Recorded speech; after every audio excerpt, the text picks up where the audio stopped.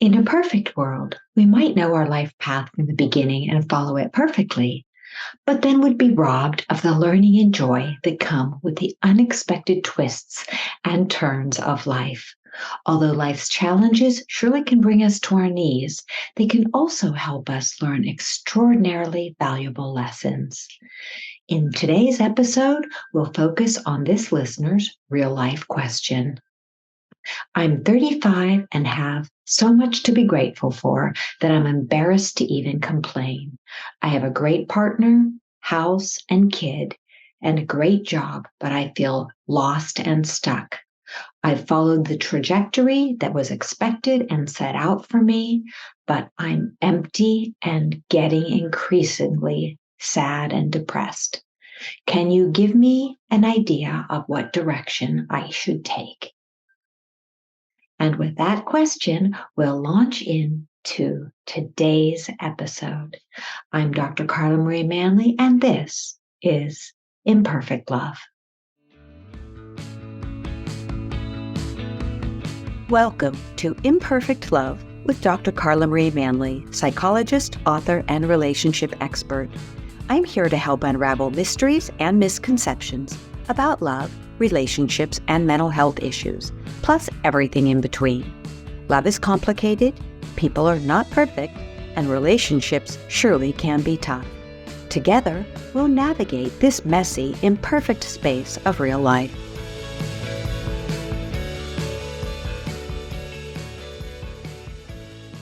Today, I'm joined by a very special guest, Arash Farzaneh, who will be sharing his expertise as a professor, linguist, and expert on finding inner peace, flexibility, and happiness.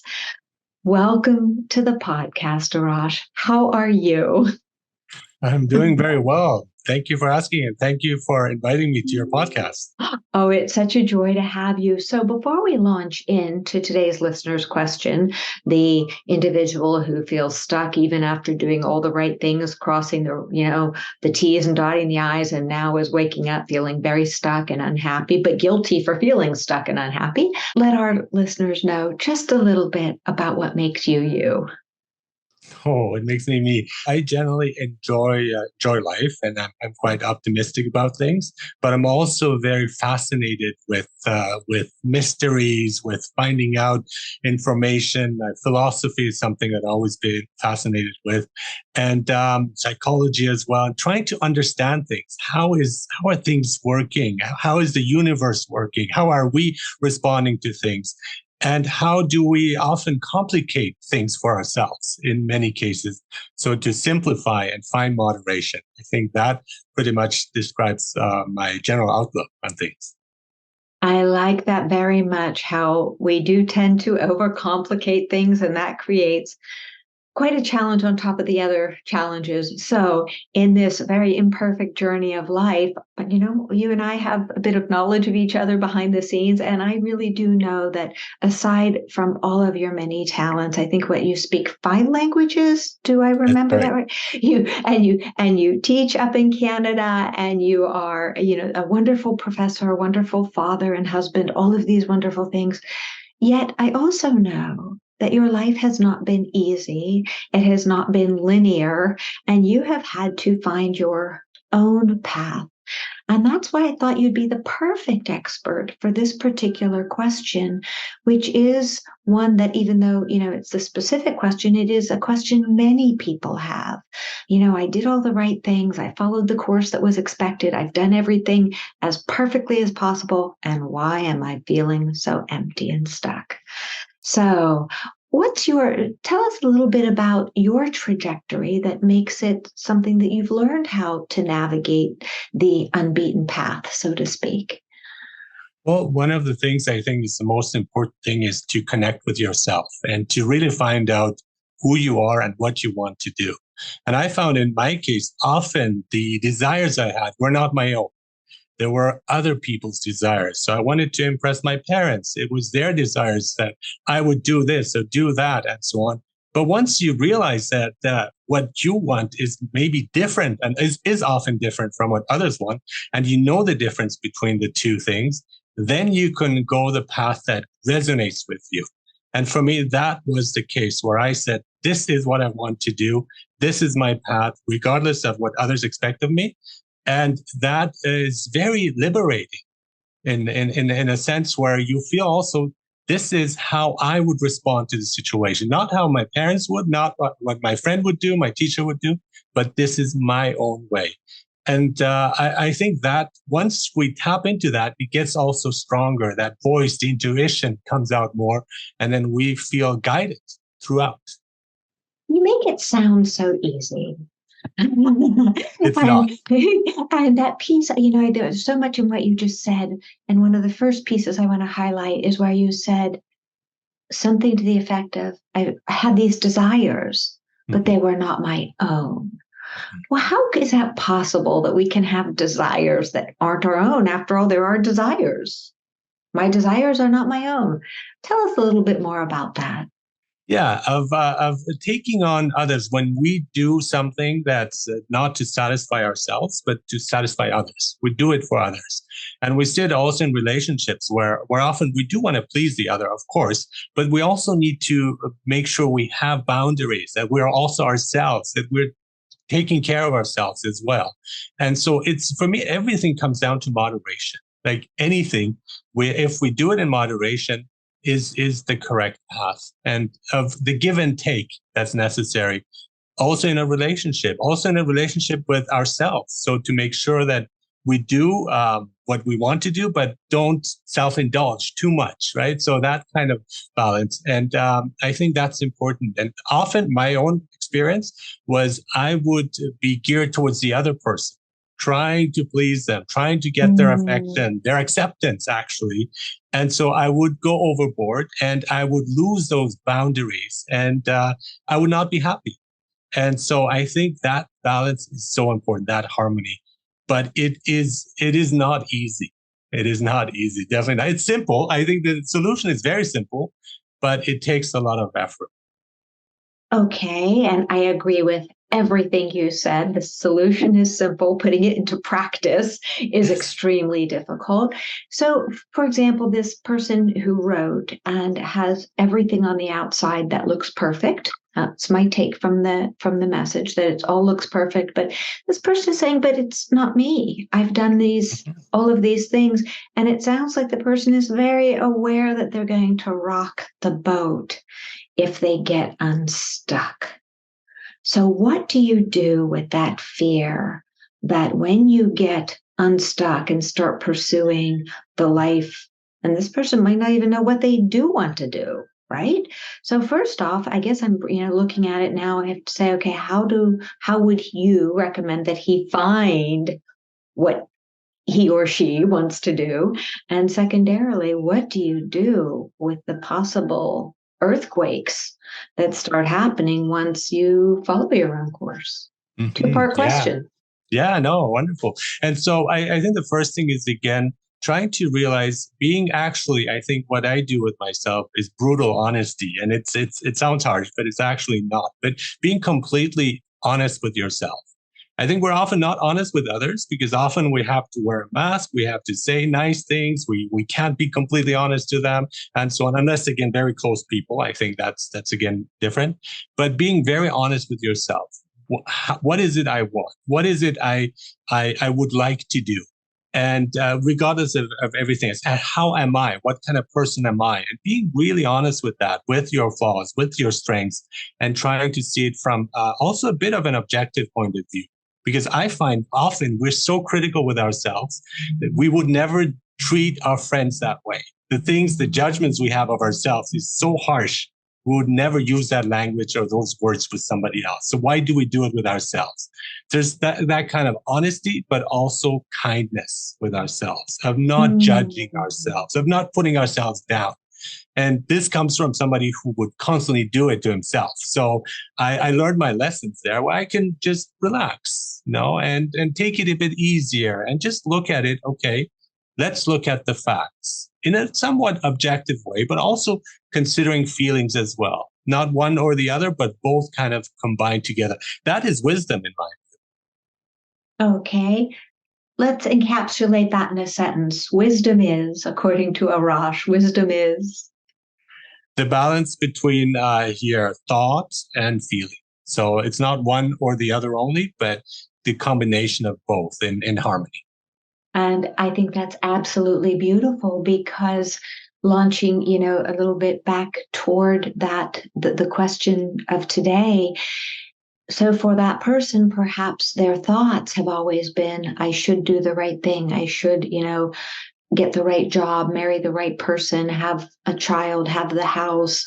And all of those are thoughts, what I Mm-hmm. should be doing. And we know the Mm-hmm. danger of should, Yeah. very, very dangerous word for us to get into that rut of shoulds. Yeah. And then maybe forgetting the feelings inside Mm-hmm. of not following the passion or even knowing what one's passion is. So let's imagine that somebody wakes up one day, whether they're 20, 30, 40, 50, 60, 70, 80, and they say, uh-oh, I've been living somebody else's life. I've been trying to please other people. How would you recommend that somebody, I know you said like dive inside and really be brutally honest with yourself with kindness. So a kind brutality, so Yes. to speak. But what? I can hear people saying, what are you talking about? Dive Yeah. inside? Like, no, it's so important to do the right thing. I don't want to upset the apple cart. How would you recommend? Because I know you've been here, Yeah. right? And of course, I've been here too. So, and that's the danger and the fun of it, right? Is knowing that we've been there and we've been through this. And that's part of why we can support other people in the process, because we know how dark it can be. So, how would you recommend to someone who is facing this issue? Again, forget age, any of that. How do they dive inside to find that little voice of passion that was probably squished out by the Yes. time they were 3 or 4? Yeah, yeah, exactly.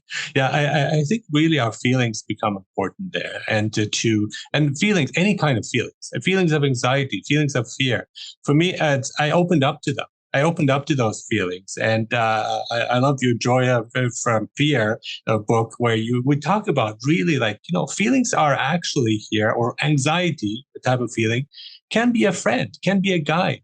The same way, it's kind of a signal, like when we have pain, it's telling us do something about it because or else, And that's Mm-hmm. the same with our anxious feelings. I went through anxiety, and I found it very rewarding when I started facing it instead of shunning it or running away from it, going towards it and figuring out, first feeling it so it doesn't get stuck. We don't want to put it under the carpet or anything. We don't want to hide it. We don't want to put something on top of it. Just really facing those feelings. And then the next question is, why do I feel this way? Because often, even though we say feelings are irrational, there often is some sort of reason, something that happened, something that somebody said 30 years ago that still resonates with us, and really tapping into that. And once you go through those feelings and you liberate yourself from that minor trauma, perhaps, then you find out, no, I'm actually connecting with myself more. The blockage is taken away, and I can connect, and it flows freely. And I think that is hugely important. And I think a lot of us are so afraid of fear. We're afraid of anxiety that Yes. we do anything not to feel it. And I say again, do the opposite. Go forward. It's not as bad as we think. Feels bad, feels horrible, but really it's important to face it. And I agree with you. And thank you for mentioning Joy from Fear, because that Yeah. is the foundation, as you know, of that book. It's like, wait, our anxiety, we have two types of anxiety that serves us, that tells us, don't pet the bear. The bear might Mhm, bite you. mhm. And then the anxiety that's trying to keep you stuck in life, that's trying to keep you. So the minute you start feeling the anxiety, you retract. And so for when we're looking at this evolution of the self, someone who finds themselves stuck in life and they start moving out, and then they start feeling the anxiety of, what if this happens? What if that happens? What if my partner leaves me? What if I make less money? What if I follow my passion and I fall flat on my face? Yeah. All of those what ifs that start popping up that get us back into staying between the lines that someone or something set out for us before. It's like, nope, don't color outside these lines. When you get outside those lines, I'm going to make you feel anxious. And so we go back in and we live the right life. The right life sometimes is right for us. And sometimes it's death from the inside out. And it's that comfort zone where we just like feel like, okay, we feel safe, but we never step out. It's like, this is my place and I will not go outside of it. And we're missing out on life. We're missing out on exploring things and learning things. We're just I see like kind of like a zombie. We're in a state where you just kind of get by. And I think life is so much more. It should be happiness. We should enjoy every moment of it, every moment, the good and the bad, right? It's not about, I'm not saying that there is no bad, of course. But once you have the correct attitude, the correct feeling when you connect with yourself, even if something horrible happens, you see it as something, okay, I accept it and I will deal with it. And I got this. I mean, that feeling I didn't have before. And now even bad things do happen, and I'm going through a bad situation as well. But I'm feeling like, yes, I got this. There is a solution and I can handle it. And that kind of faith and following your intuition with that is so important, where you don't, when you feel stuck, you realize, no, I'm not stuck. There is a way out. And I just have to find it. I just have to find a way out and follow that path. But there's always a way out of anything. Okay, you said so much there. First off, I'm sorry you're going through a bad spell. I'm here for you. And second, if I didn't mishear you, you said you're supposed to enjoy the pain, enjoy the stuckness, enjoy the downsides of life. Okay, explain a little more, please. How do we enjoy that discomfort, that pain, that sometimes excruciating, grief or anger? And you're asking us, hey, listeners, do you hear what Arash is saying? He's asking us to enjoy this. Yeah, no, the pain is real and nobody wants it. Nobody is looking for it. But when it comes, you can say, when you have that faith that I got this, it's like you're facing a grueling match, for example. You say, I can get through this. I can get through this situation. Then you see it as an opportunity for learning. And I think the best learning for myself has come through suffering. When there was suffering, I've learned so much from it. We don't seek it. We don't want it. But when it comes, that's an opportunity there. So we should seize it, right? We should seize it. And then in some ways, we can turn it into something else that becomes joyful. And we saw it with the pandemic, which was a horrible experience. And I would not want to go through it again. But it opened up different pathways. It helped us in many ways. There's another side to everything. And I think it's in what Shakespeare says, there is no good and bad, just our thinking makes it so. And I agree with that. When something bad happens, we shouldn't focus so much on the negative, but see the bright side, the silver lining of it, that there is something good coming out of it. But the bad does exist, right? I'm not saying we should all be positive and everything is rosy colored and peachy fine and everything. No. But once you accept the whole thing, like the yin and yang of the Tao, then you realize things are really more interconnected than we thought. From suffering, we find compassion. We find ways of connecting with others. We find support that we didn't know existed until we went through that suffering spell. So I think it's really putting things into perspective that becomes very important here. Absolutely. And, I was laughing a bit with my question because I agree with you. And I also believe that sometimes we can't actually enjoy the suffering while it's happening, that it's more afterward, after the suffering. We can, if not enjoy it, we can look and appreciate how we used that difficult challenge, that grief, that really big turning point in life that was so painful. We can look back and appreciate it and say, wow, that helped me learn, that helped me grow, that brought this person into my life, or maybe that sent that person out of my life that wasn't a good force in life. And so all of that natural part that we often spend so much energy fighting it, and it is going to happen. That loss is going to happen, right? That death of someone, or maybe death of a part of one's life or career, it's going to happen. And if we fight against it, it just makes us all the more scratch scratched up and banged up, rather than leaning into it and knowing there is, as you're saying, have faith that there is something on the other side when you're following your passion, when you're following your joy, when you're following the next best step. We do come out the other side, don't we?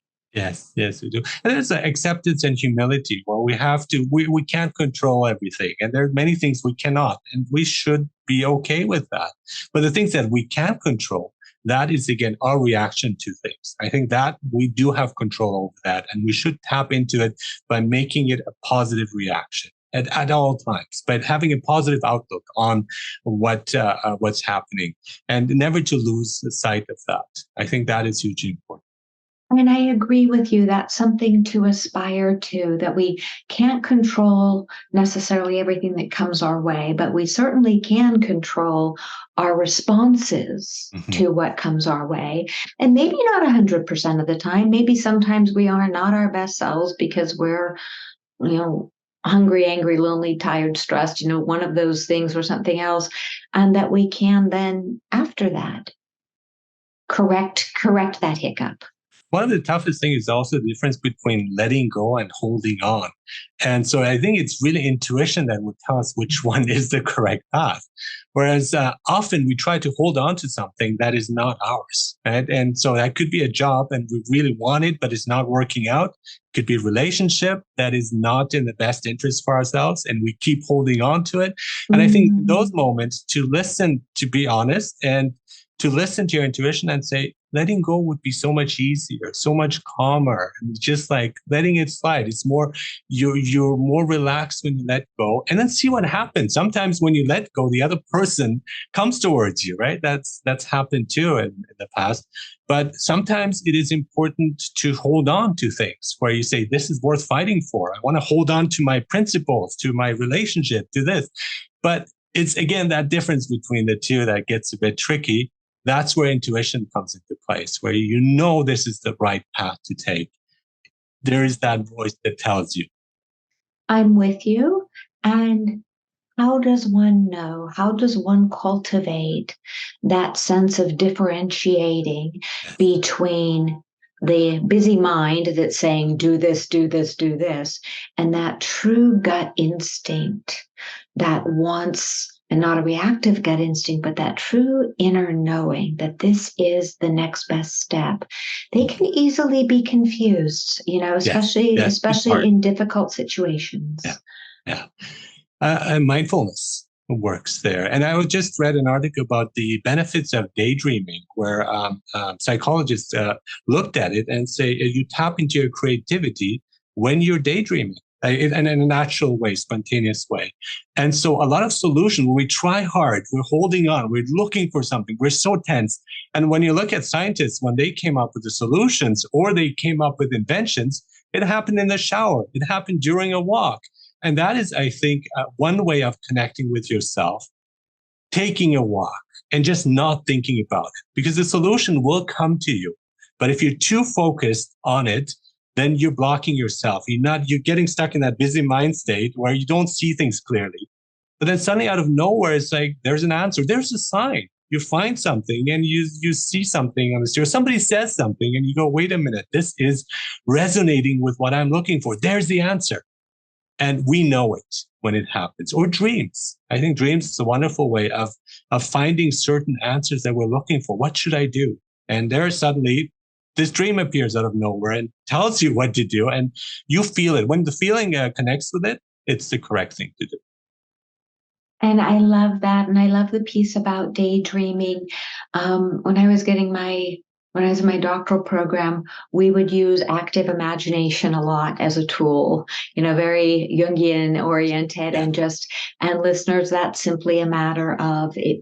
And you're going to really be in a safe space and be relaxed, but that's a matter of dropping into yourself, letting go, and imagining yourself on the journey, and whatever appears to you will help you find the right answer that's waiting inside you all along when you get your thoughts that busy hamster wheel mind when you get it just to turn off for 5-10 minutes, if Yeah. possible. So it's absolutely fabulous tools. Just go for a walk, daydream, active imagination.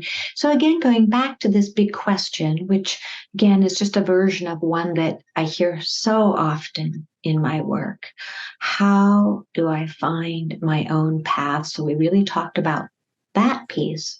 But then part two, which I know is related to part one, what do we do with the people in our lives who are going to be very dismayed that we've dropped the ball, so to speak? We've left our career in here, and now we're an architect over here, and now we're leaving this fabulous, well-paid, steady job that gives us no joy, and now I want to become a sidewalk artist or a baker, or what do we do with the loved ones in our lives, or the people who just have a vested interest in us staying the course? There's not much we can do because we can't control them. And I think that becomes important when we're so concerned about what others think of us, where we have no way of controlling that.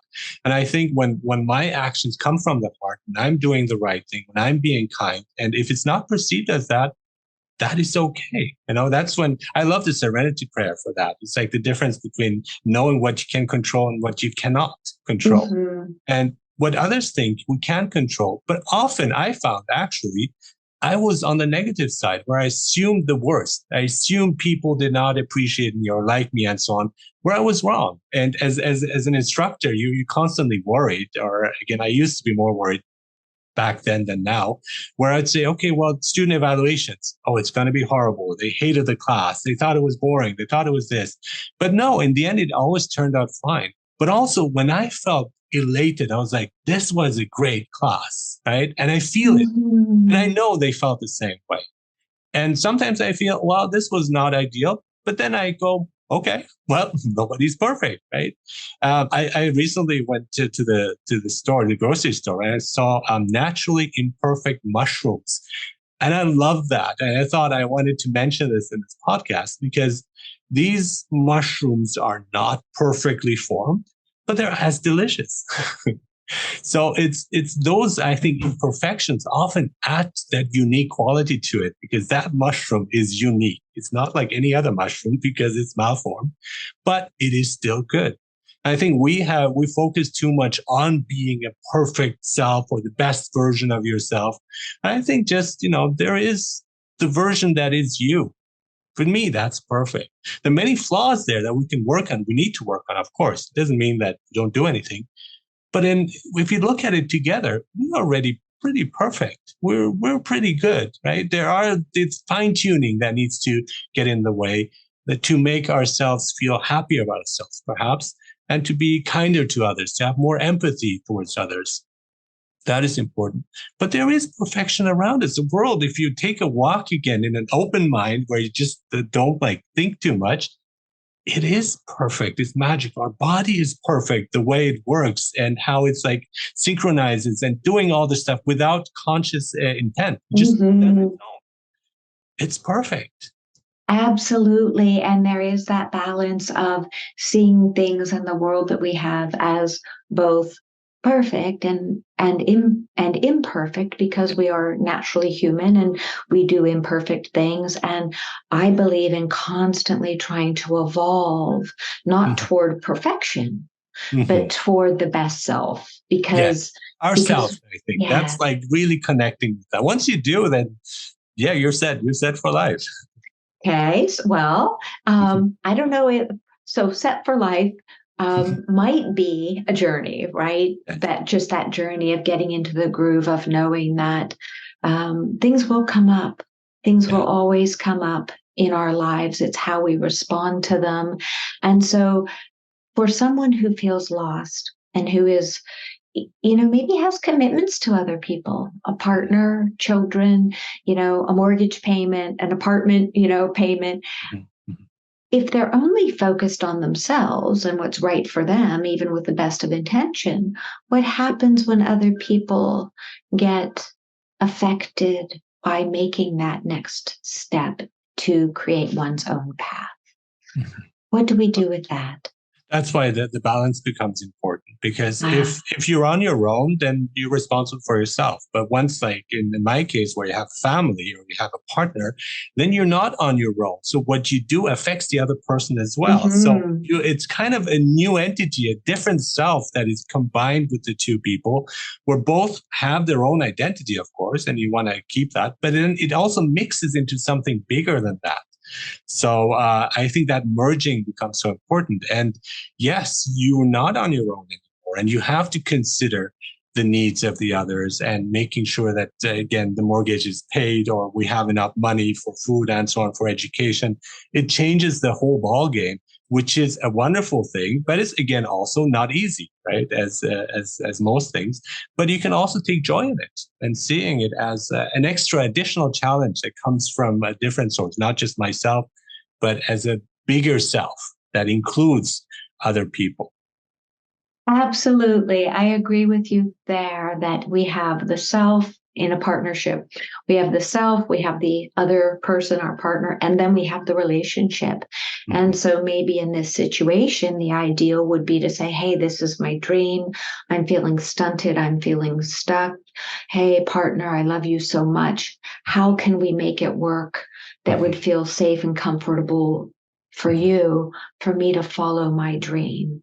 How And can be we ready to do this? compromise. That becomes important, Yes. because then if you stick to your own way, no, this is how I do it and this is how I do it, then you don't have a relationship. You just have two people who are living in parallel universes. But we want to be in the same universe, in the same world. So yes, there is that give and take again, right? Okay. And then one more question, Mhm. which sort of dawned on me as we were talking, that when we have this kind of situation, what do we do if the partner says, mm-mm, no, I like you where you are. This works. I like the income. Everything's steady. Sorry you're feeling stuck. It's too bad, but I don't want to upend our lives. It's too much. I can't even conceive of that happening. No. What to do? What would you say? Why? Why do you feel that way? Would be my question. What makes that person feel that way, the other person? But also evaluating my own feelings of how do I feel? How important is this to me?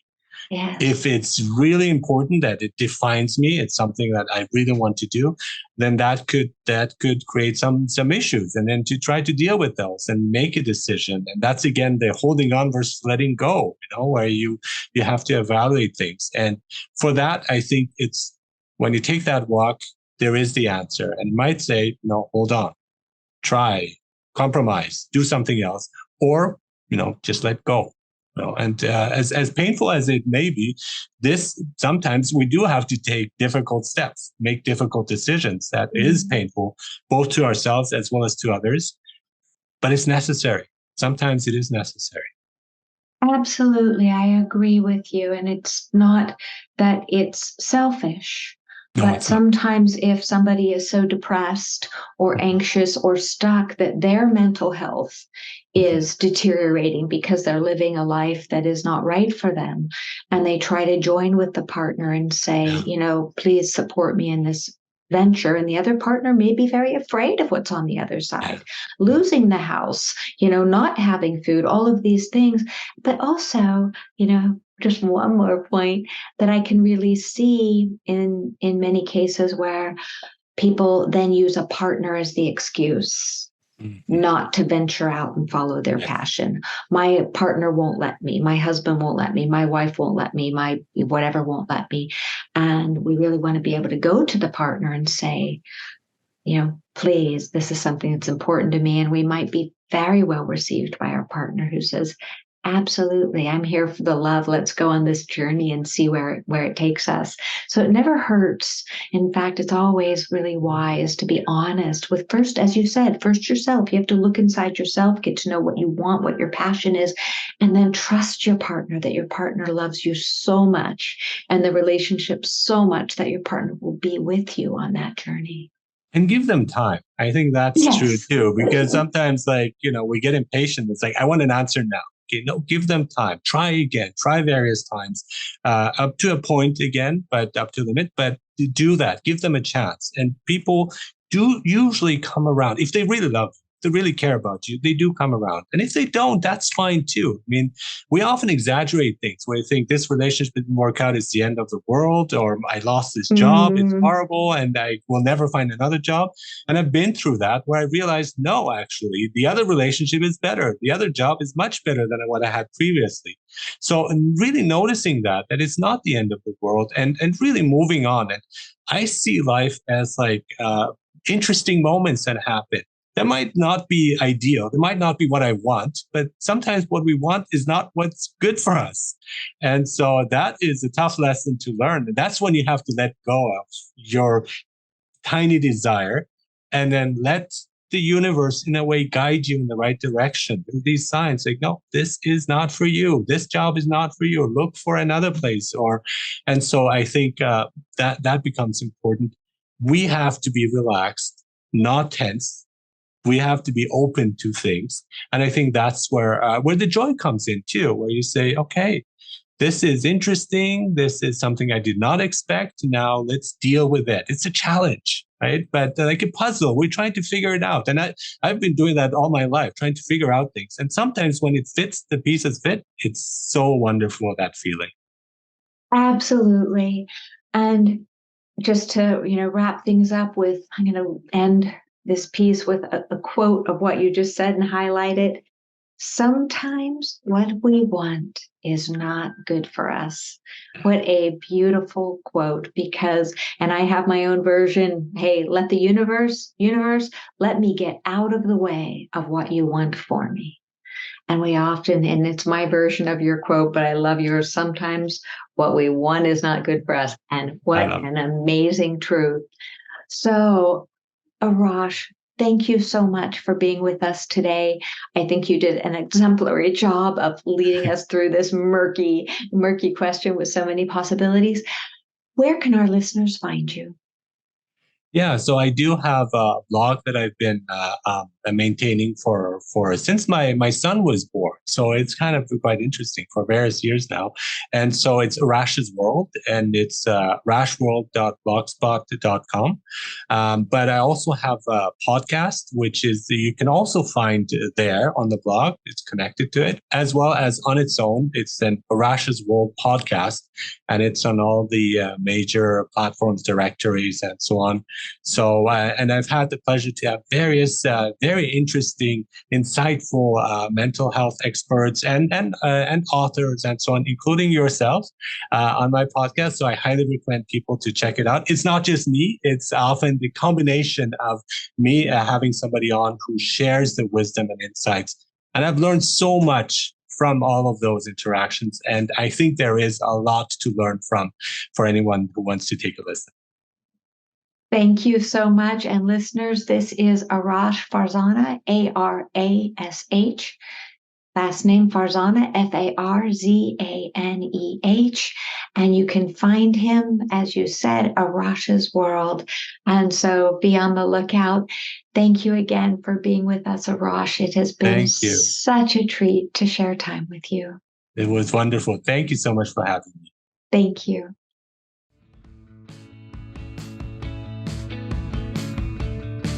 Thanks so much for sharing your time with me today.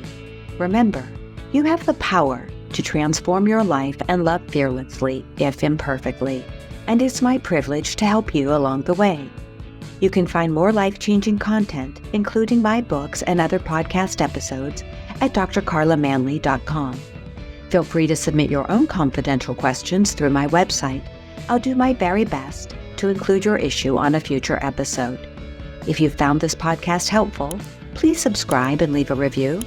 Until we connect again, this is Dr. Carla Marie Manley wishing you oceans of blessings and love. Please note, this podcast is psychoeducational in nature and is not intended to replace formal mental health support. Please contact your healthcare provider or emergency hotline if you need psychiatric care. And as always, please take good care of your amazing, wonderful self.